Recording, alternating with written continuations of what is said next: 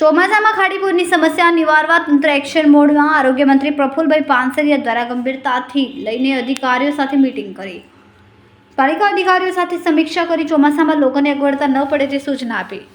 ખાડીપુર ન થાય તે માટે 200 કરોડથી વધુના પ્રોજેક્ટ્સની કામગીરી પ્રગતિ હેઠળ છે. ખાડી પ્રોજેક્ટ વેગમાં ચાલી રહ્યો છે. વિવેકાનંદ સોસાયટીથી લઈને લક્ષ્મણનગર સુધી ખાડી પ્રોજેક્ટ અંતર્ગત 200 કરોડથી વધુના ખર્ચે સરકારી કામગીરી પૂરજોશમાં શરૂ.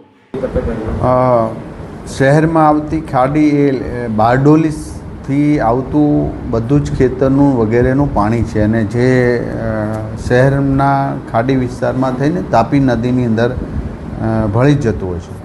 પરંતુ આગળ અમારી ખાડી વિવેકાનંદ સોસાયટીથી લઈને આખો જે ખાડી પ્રોજેક્ટ છે 200 કરોડ ઉપરનો એ કામગીરી શરૂ છે અને જેટલું દબાણ છે, મકાનોના દબાણ છે વગેરે ડિમોલિશન કરીને ખાડીનું બાંધકામ લક્ષ્મણનગર સુધી આ વર્ષે પૂર્ણ થાય અથવા તો થોડું બાકી છે એ ચોમાસા પછી વર્ક કરશું. એટલે આટલા મોટા પ્રોજેક્ટો, દબાણ હટાવવા, મકાનો હટાવવા, પ્રાઇવેટ સોસાયટીની દિવાલો ખાડીની અંદર બનાવી એ હટાવવાનું આ બધી જ કામગીરી શરૂ છે.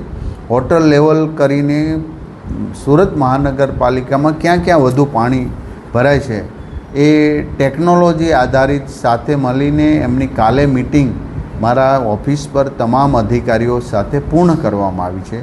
તો જે પાણી ભરાય છે કારણ કે આ બહુ ઉપરવાસથી આવતું ખૂબ વરસાદનું પાણી, આ એક સોસાયટી એક વિસ્તારનો પ્રશ્ન નથી, બારડોલી સુધી આવતું તમામ પાણી જે વરાછા થઈને તાપી નદીમાં ભળતું હોય છે.